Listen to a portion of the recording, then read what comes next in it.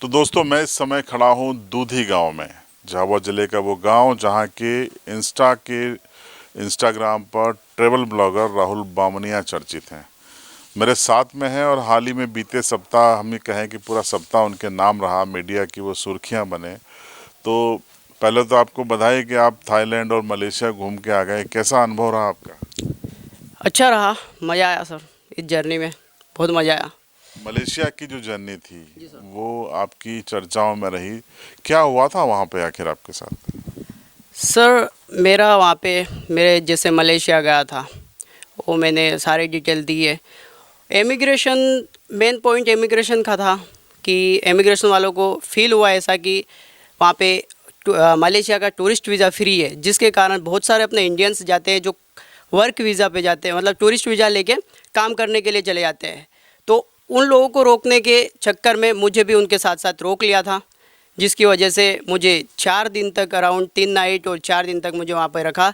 और वापस उसकी सारी जानकारी निकलने के बाद मुझे 21 तारीख को डिपोर्ट कर दिया था अपने इंडिया में।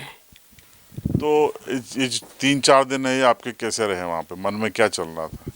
सर जी, बिल्कुल पहला दिन था, बहुत डर था। मैं एक वीडियो मेरे पास है जिसमें मैं रोया भी था। बट ये होता है ना सर, एक दिन अपन रोएंगे, दूसरे दिन दुख हल्का हो जाएगा। वहाँ पे बहुत सारे इंडियंस थे, पाकिस्तानी थे, सीरिया के थे, सूडान के थे, बहुत सारे लोग थे जिनके साथ दुख शेयर किया और अपना दुख हल्का किया। वैसे वैसे नॉर्मल होते गया। फिर मुझे कोई आइडिया नहीं था कि वापस इंडिया कब भेजेंगे। फिर 20 तारीख को मेरे पास संदेश आता है जिसमें मुझे इंडिया भेजने का संदेश आई, और मैं वापस इंडिया आया 20 तारीख शाम को। और मेरे पास आदेश आया आप जा रहे हो, और मैं इंडिया में लैंड हो गया 21 तारीख को। इस दौरान यहाँ कुछ मीडिया रिपोर्ट्स भी छपी थी कि आप मलेशिया ही नहीं गए। जी सर, लोगों ने ये कहानी बनाई कि राहुल ने ये फेम पाने के लिए ये वाला वीडियो बनाया था, जबकि उसमें मैंने वहाँ की लाइव लोकेशन दे रखी है। फिर भी लोगों ने ध्यान नहीं दिया कि एक लड़के ने लाइव लोकेशन दे रखी है, झूठ नहीं बोलेगा। और दूसरी बात रही है कि अपने जैसे जो लाइव लोकेशन दी है, उसके बाद मैंने जैसे अपने इंडिया पहुंचा था, यहाँ पे अपने मेरे घर पटवारी साहब आए थे जिनको मैंने सारा क्लियर मीटर बताया, उन्होंने लिख के ले गए। उसके बाद भी लोगों को ये लगा, और अपने जो वहाँ के एम्बेसी ने, एसपी साहब ने बोला कि एम्बेसी से आदेश आया कि राहुल बामनिया यहाँ पर कोई रिकॉर्ड नहीं आने का। तो फिर उन्होंने भी ऐसा यहाँ पे आदेश दे दिया कि राहुल बामनिया गया ही नहीं था, झूठी खबर फैलाए। बल्कि मैं गया था। उन्होंने अपने एम्बेसी वालों ने सही जानकारी नहीं निकाली, अपने जो झाबुआ के अधिकारियों ने भी सही जानकारी नहीं निकाली पहले। उससे पहले गलत फहमी की वजह से और गलत न्यूज़ छाप दी, जिसकी वजह से मेरी ख्याति पर भी असर पड़ा। बट कोई बात नहीं, अगर मैं सही हूँ, मेरे पास सारे डॉक्यूमेंट्स है। उसके बाद वापस से एम्बेसी का कांटेक्ट आया एसपी साहब के पास, और सही साबित हुआ मैं कि मैं बराबर गया था। 17 को पहुंचा था कोलालमपुर मलेशिया, और 21 को वापस आ गया। लेकिन एक चीज़ जो मुझे थोड़ा सा हैरानी हो रही है कि आप 21 को आ गए, शायद 22 को आप फिर थाईलैंड निकल गए थे। मैं सर निकला था 23 तारीख को थाईलैंड निकला था। तो एक तुरंत आपने एक बुरा अनुभव किया हाँ मलेशिया में, और फिर एक फॉरेन कंट्री पे जाना, डर नहीं लग रहा था? सर, डर, मुझे ज़िंदगी में बहुत सारी मेरे साथ प्रॉब्लमें आई है, तो ऐसी छोटी प्रॉब्लम से मैं नहीं डरता हूँ।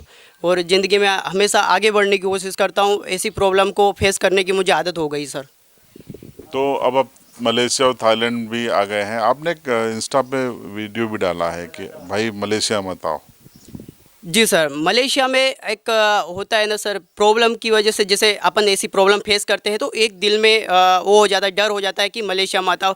बट मैं उस पर बोलना चाहूँगा, वो होता रहता है ज़िंदगी में। आप मलेशिया घूमने जाओ, मुझे फिर वहाँ पे क्लियर हुआ, वहाँ के बहुत सारे मलेशिया के लोग भी बहुत अच्छे हैं। वो एम्बेसी का एक रूल होता है जानकारी निकालना, तो वो निकालती है। बट मलेशिया घूमने जाओ, ठीक है, हर किसी के साथ हर बार नहीं होता है। वो अपनी जानकारी है, एम्बेसी वाले अपनी जो इमिग्रेशन वाले वो अपनी जानकारी निकालते हैं, और जानकारी के बाद आप छोड़ देते हैं, आप अगर गलत नहीं हो तो। फिर अगला टूर कहाँ का होने वाला है आपका? इसके बाद इंटरनेशनली होगा सर। अभी मुझे कंफर्म नहीं बताऊंगा, बट चाइना हो सकता है या फिर कनाडा हो सकता है, कहीं का भी हो सकता है। बट ट्रेवल करूंगा, नहीं रुकूंगा, प्रॉब्लम का सामना करूंगा सर, और ट्रेवल करता रहूंगा और ज़िंदगी में आगे बढ़ता रहूंगा। चलिए, बहुत बहुत ओके बधाई, सर। शुभकामनाएं। ये थे राहुल बामनिया, इंस्टाग्राम के चर्चित ब्लॉगर। हमने इसलिए इंटरव्यू लिया क्योंकि जो घटनाक्रम बीते हफ्ते हुआ था वो काफ़ी चर्चा में रहे थे। उनके जुबानी आपको बताना हम चाहते थे, इसलिए हम दूधी में उनके गांव में आ गए। हाँ सर बताइए। एक और चीज़, बहुत सारे लोग बोल रहे थे ये मेरा पासपोर्ट है, जिसमें मेरा फ़ोटो दिखा देता हूँ आपको यहाँ पे। ये मेरा पासपोर्ट है, ओके। और पासपोर्ट के बाद मलेशिया का जो यहाँ पे सील लगी हुई है, देख सकते हो, ये है भाई मलेशिया की सील, यहाँ पे आपको दिख रही होगी, ये मलेशिया की सील। अब तो ये क्लियर हो गया। Clear हो गया। आप गए थे और इसमें कोई मतलब एसपी साहब ने भी बयान दे दिया और वहाँ के एम्बेसी ने भी मान लिया। एक्चुअली वहाँ प्रॉब्लम ये थी कि वो डेट को लेके कंफ्यूज हुए थे एम्बेसी के लोग। जब क्लियर हुआ कि आप 17 से 20 के ड्यूरेशन में थे तो चीज़ें क्लियर हो गई। बिल्कुल। मैं एक बात और बोलना चाहूँगा सर अपने इंडिया के अधिकारियों से कि किसी भी कोई भी लड़का हो, कोई भी जानकारी बिना अच्छे से जानकारी निकाले बिना कोई भी आदेश ना दे, कोई न्यूज़ ना दे जिसकी वजह से उस लड़के की ख्याति खराब हो। पूरी जानकारी निकाले, उसके बाद न्यूज़ दें। तो राहुल बामनिया का आपने इंटरव्यू सुना। इस पूरे एपिसोड में मैं सिर्फ यही कहूँगा कि एक आदिवासी युवक 19 साल का अगर देश के उन 27 राज्यों में घूम चुका है, 3 इंटरनेशनल ट्रिप, शायद 3 कर लिया आपने, अभी तक 3 हो गए इंटरनेशनल। 3 इंटरनेशनल ट्रिप कर चुका है महज 19 साल की उम्र में। तो एक आदिवासी युवक अगर आगे बढ़ रहा है तो दिक्कत क्यों हो रही है? क्या ईर्ष्या इसी बात को लेकर है कि 19 साल का एक आदिवासी युवक क्यों इतना आगे बढ़ रहा है, इतनी नाम और पहचान बना रहा है? दिक्कत कहाँ है? इसीलिए कहावत कही गई है, जलो मत, बराबरी करो। आपकी राय कमेंट बॉक्स में ज़रूर बताएं। चैनल पर नए हो तो सब्सक्राइब करें, बेल आइकन ज़रूर दबाएं।